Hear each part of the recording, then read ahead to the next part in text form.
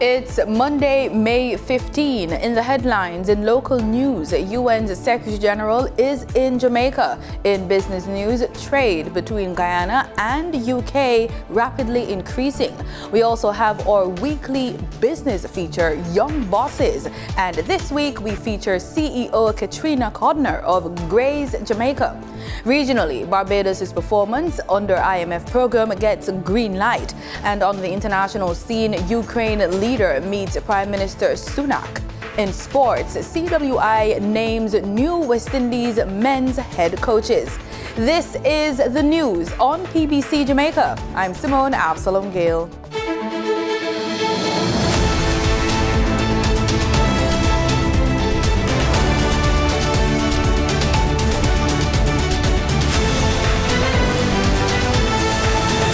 United Nations Secretary General Antonio Guterres is in Jamaica on a two-day working visit. While in Jamaica, the UN Secretary General will meet with Prime Minister Andrew Holness for discussions on a wide range of issues, including the impact of the climate crisis on the Caribbean and the upcoming high-level discussions on the mid-term review of the global framework for disaster risk reduction. He will also meet with staff at the UN House and tour the Art Walk in downtown Kingston. The National Labour Day Secretariat is calling on corporate and public sector entities and civil society groups to participate in the National Labour Day project on Highway 2000. Labour Day will be observed on Tuesday, May 23, under the theme Plant a Tree for Life, promoting climate change mitigation, food security and road safety. The tree planting exercise will take place in the vicinity of Heartlands Road in Old Harbour, St. Catherine, beginning at 7 a.m. Groups from corporate Jamaica as well as other civil society groups, schools, etc., are being targeted to participate in the national project. The project will be arranged in plots, and this is interesting. It will be arranged in plots of approximately half hectare in size. Corporate entities with large groups, 50 or more, will be assigned to a plot and will be able to brand their plot for the day. Volunteers are being asked to register by sending an email to laborday@mcges.gov.jm or calling 876-499-1090 or 876-398-4880. The national project will be led by Prime Minister Andrew Holness, portfolio ministers and leader of the opposition Mark Golding. The focus for Labour Day 2023 was born out of the Forestry Department's National Tree Initiative to plant 3 million trees in 3 years. The public will hear more about the government's push for Jamaica's transition to a digital society soon. Prime Minister Andrew Holness says the country is well on the way to making the transition with the establishment of the National Identification System and the introduction of a digital currency. He says, quote, the country is well on the way to making the transition. Mr. Holness gave the assurance while speaking at the official commissioning service for 3 community Wi-Fi access points in St. Andrew West Central at the Andrews Muse Recreational Park last week. The community Wi-Fi will serve Tower Avenue, Cockburn, Penn and Penwood. The USF is the government agency mandated to ensure access to information and communications technology tools to facilitate development. The St. Thomas Police are increasing their presence on the main roads there, especially as the Southern Coastal Highway Improvement Project progresses. Jolted by the recent spike in fatal collisions in the parish, the superintendent in charge of operations in the parish, O'Neill Thompson, participated in the latest St. Thomas Municipal Corporation meeting explaining the situation. The division recorded 3 fatal collisions with 5 fatalities in the month of April 2023, whereas 1 fatal collision with 1 fatality was recorded in the corresponding period of April 2022. I must say that just as I sat there, I received a call that there could be another fatal accident in Council McLeod area. I understand it involved a motor truck and a motorcycle. The deputy superintendent said commuters should hold the police accountable to the commitment. Time now for the business report with Denita Rodney.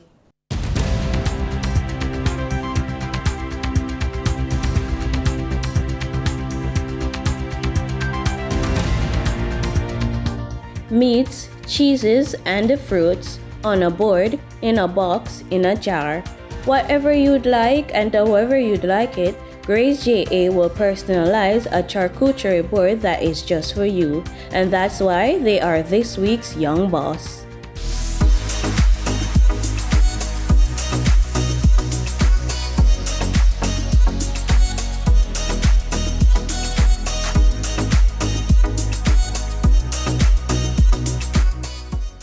So my name is Katrina Codner and I'm the CEO of Grace JA. So Grace JA is a registered online business that offers charcuterie-based products. It's typically a box that comprises of preserved products such as cured meat, cheeses, and fresh fruits. In the height of COVID 2020, I was online looking at Pinterest and I saw just a board that looked amazing and I was like, I'm working now, but I need a hobby. And I know that Jamaican people love things that just look good. So I was like, I'm gonna try this. I did it and it was a hit. And from there, here we are.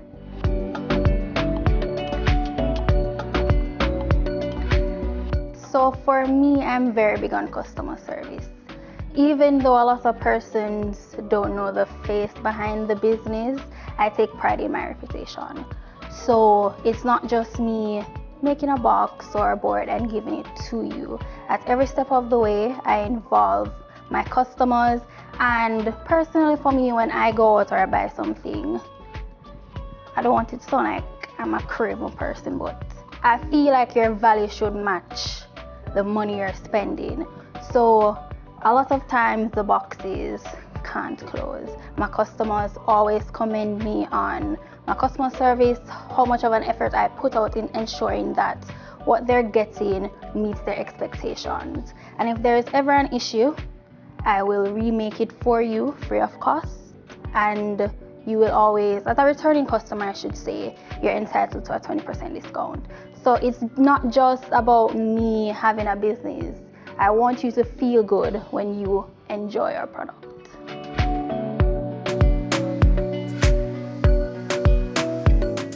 Apart from us appreciating the support, I believe that persons should be inclined because we offer an experience. It's not just about you getting a product. From you contact us, we are curating a unique experience that typically individuals would not go for. So we do catering services, for instance, for weddings, baby showers, etc. So if you're looking for something out of the ordinary, then this is definitely for you. We are a company that takes pride in making individuals feel a sense of joy or enjoyment. So as we said before, we're very big on customer service. We take pride in our business, and it's just typically, or basically rather I should say, it's where a bougie lifestyle meets your budget.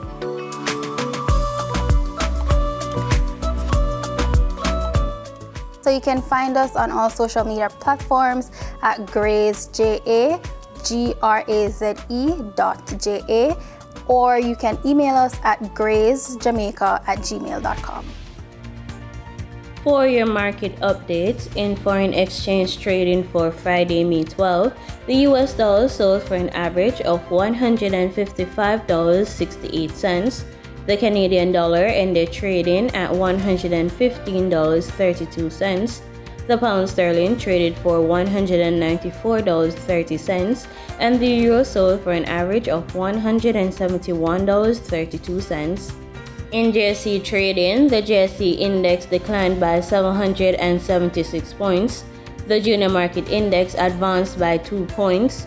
The combined market index declined by 691 points, and the all Jamaican composite index declined by 2,547 points. Overall market activity resulted from trading in 105 stocks, of which 48 advanced, 36 declined, and 21 traded firm. Stocks advanced for 138 Student Living Jamaica Limited, Barita Investments Limited, and Cargo Handlers Limited. Stocks declined for Access Financial Services Limited, AMG Packaging and Paper Company Limited, and Berger Paints Jamaica Limited. Trading firm were 138 Student Living Jamaica Limited, Weber Preference, Blue Power Group Limited, and Caribbean Cream Limited.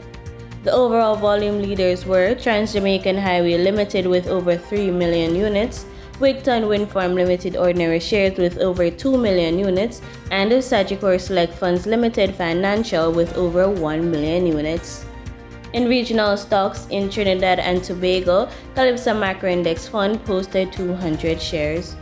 On the Barbados Stock Exchange, Insurance Corporation of Barbados Limited was the volume leader with 3,000 shares. They were followed by Epley Caribbean Property Fund Development Fund, which traded 2,000 shares. In regional business, 25% of the trade in the Caribbean occurs between Guyana and the United Kingdom, and last year, the exchange of goods and services between the two countries amounted to approximately £1.2 billion.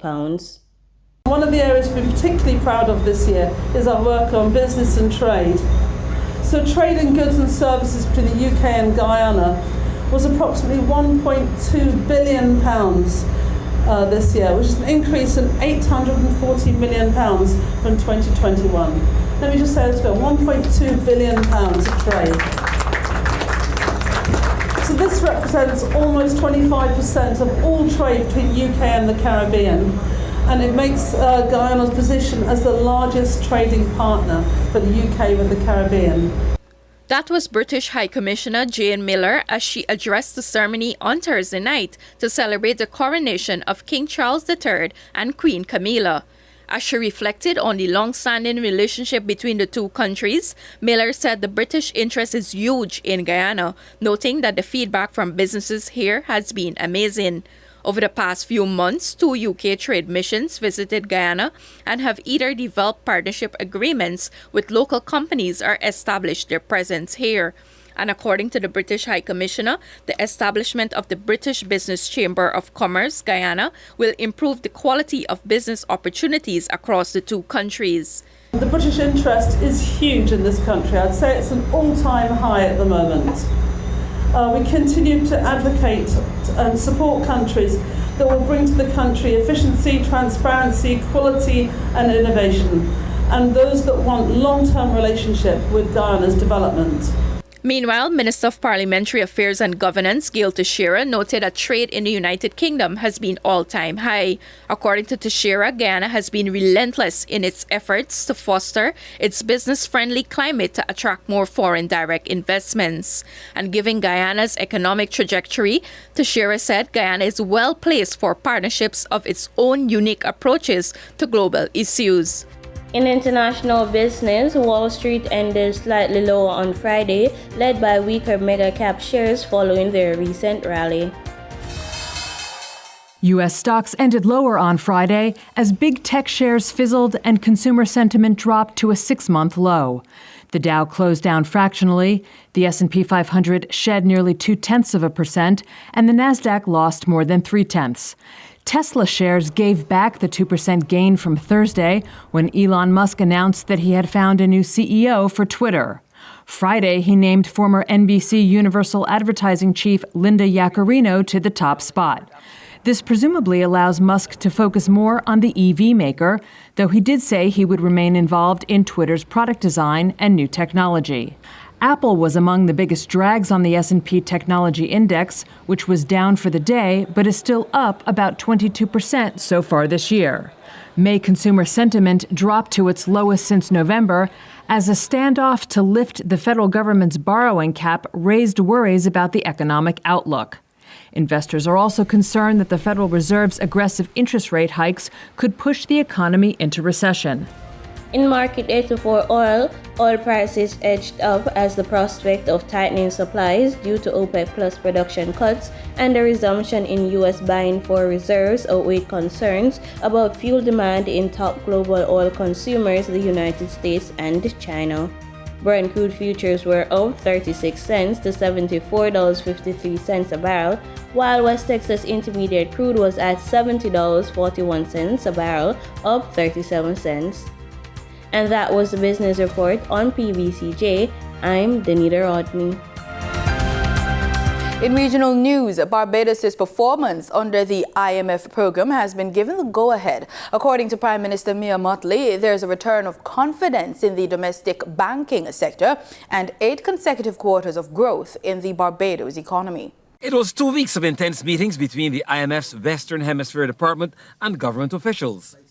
And while thanking all concerned, the Prime Minister said it is no small achievement, recording 8 consecutive levels of growth, reaching staff-level agreement, and the lowest unemployment rate since 2007. But she had some caution. We are not yet where we want to be, but what we've been able to do as a country is in this period of time not necessarily only bring and have the correct fiscal indices, not only prop up and stabilize our exchange rate, but we've also been able to ensure that Bajans have access to minimum wages. We've been able to put back and recapitalize the fleet in the Transport Board as we are continuing to do so. We've done it with the Sanitation Services Authority. We're doing literally the rebuilding that needs to be done in order to ensure the social capital stability that is necessary for us on 166 square miles. According to Prime Minister Mottley, the country is on a growth trajectory and gave examples of the areas. The renewable energy sector, to us being able, as we said, to put in the early work to build out for Barbados a new pharmaceutical sector, to be able to build out the diversification of this economy through those things, as well as looking towards the establishment of a heritage economy, as well as looking towards ensuring that apart from the life sciences and the new food sciences terminal that we opened last November, that we also have a renewed purpose for agriculture and for manufacturing. Prime Minister Mottley says a roadmap intended for households and civil society groups to sustain the kind of growth this country needs is already in place. We believe that if we put in and continue the areas that we've been strengthening in terms of our public financial management, in terms of our institutional strengthening in the Ministry of Health, in terms of our institutional strengthening in education and training, in terms of our governance review and the constitutional reviews that are taking place, that we can reposition this country to secure its future for the next 2 to 3 decades. Barbados' performance under the IMF program got the green light from Deputy Division Chief and Mission Chief for Barbados, Pablo Mora. The Antiguan government has revised its compassionate offer for former LIAT workers from 50% to 32%. Confirmation came from the Prime Minister and Finance Minister Gaston Brown during an exclusive interview with ABS News. Garfield Burford reports. Discussions surrounding the government's compassionate offer to former LIAT workers have often been fraught with several claims and counterclaims. Prime Minister Honourable Gaston Brown insists the government's revised offer to the workers is in line with the shareholding it held in the carrier. We take no responsibility for the delays. We have placed an offer on the table. Initially it was at 50%. We have since reduced it to 32% in keeping with our shareholding. However, we have maintained our position that we have no legal liability to the staff of LIAT, that it will be a compassionate payment to the staff of LIAT, a gratuitous payment, and as soon as the union is ready to accept, then we can further discussions. We asked the Prime Minister whether the 32% would be comprised of a cash-only payment. We are open, and at 32%, it will be challenging, but a little more manageable. And if they insist that, they want all cash, maybe we may not be able to pay the full amount up front. We could pay it over a period of time. So we're open to negotiations in terms of how we settle the 32%. And let me make the point here too that in as much as we would have extended the option of cash, bonds and land before, we never stated in what combination. We said to them that we're open to negotiations with the union to determine what percentage of cash, or what amount of land, or if they said cash and bonds only, fine. Or if they said cash and land only, we said to them that we're flexible. Prime Minister Brown says even this reduced compassionate offer amounts to more than what Barbados will be paying out, though the government in Bridgetown held more than 50% of the stake in the airline. The head of government also questions why the Antigua and Barbuda Workers Union, the ABWU, has contrasting responses to similar comments from his government and the Mia Mottley administration that there is no legal obligation to the former LIAT workers. I find it quite astonishing that the Antigua Workers Union has not said anything about that statement coming from the government of Barbados, which control up to 52% of the shares of LIAT. But on the other hand, they continue to make a lot of noise, and I emphasize the word noise, in the domestic space to suggest that the Antigua government, as a 32% shareholder, should cover 100% of the severance payment. Meanwhile, the Prime Minister has this message for the union. If they wish to meet with us on the different circumstances in which we can discuss a 32% settlement, we are able to meet. If they're not willing to do so and they continue to make their unreasonable demands, then evidently we'll not entertain them. At 8 a.m. on Saturday, flight BW300 departed Trinidad and Tobago's airspace for Caracas, Venezuela. This direct flight signaled the resumption of operations by Caribbean Airlines to Venezuela on a weekly basis. In the interim, with plans to increase the frequency later on. Ayana Carter has more. 33 persons were the first passengers to board Caribbean Airlines ATR aircraft bound for Caracas, Venezuela.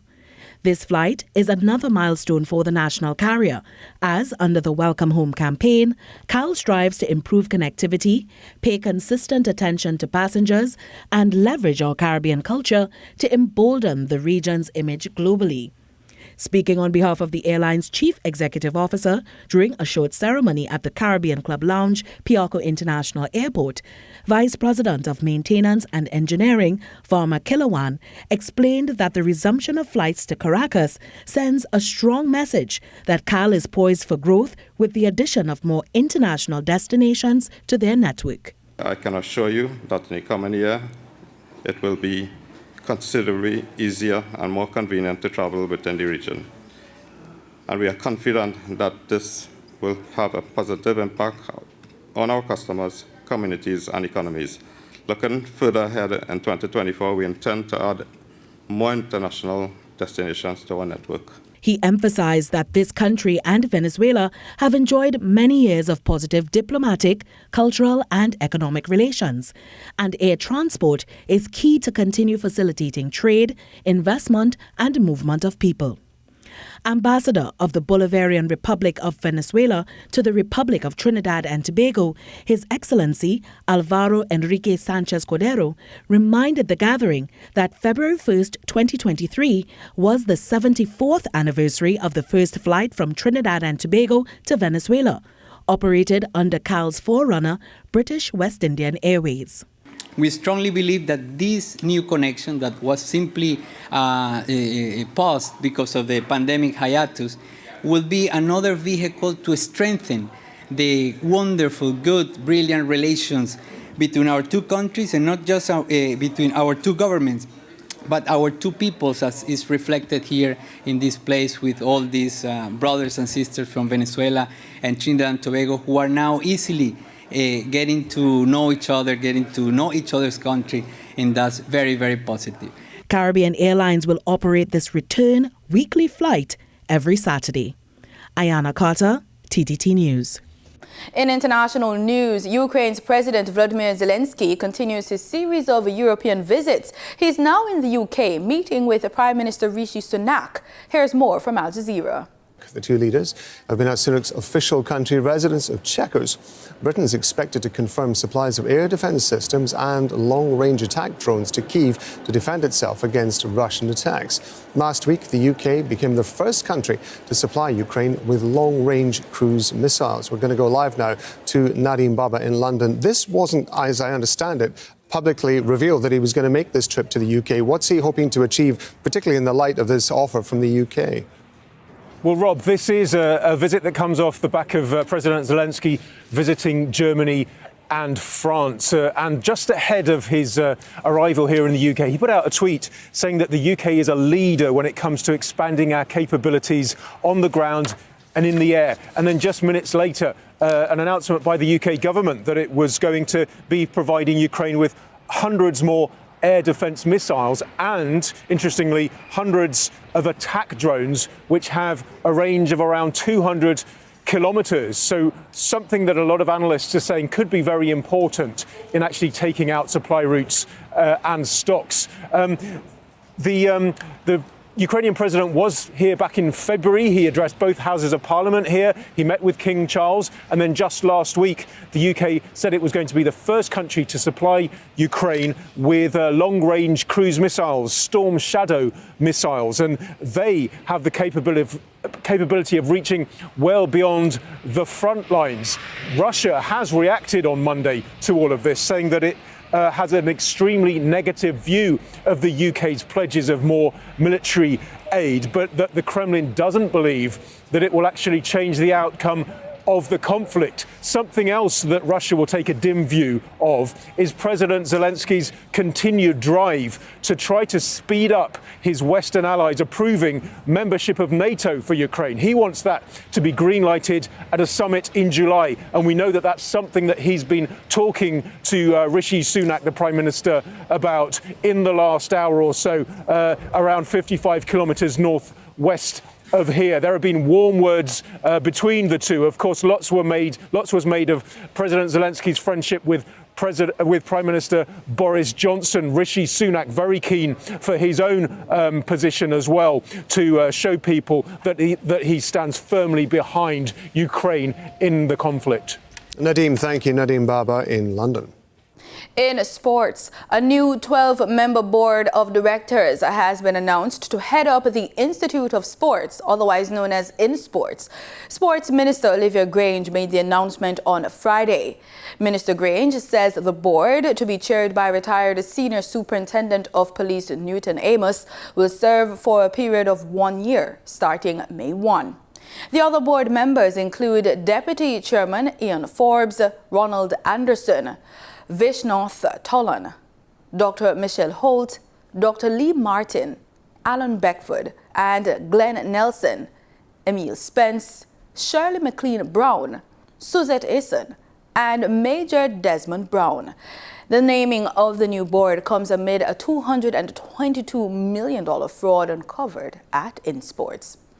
Now on to the pitch with cricket. Andre Coley has been appointed head coach for the Test and A teams, and Darren Sammy has been appointed head coach for the white ball, one-day international and T20 international teams.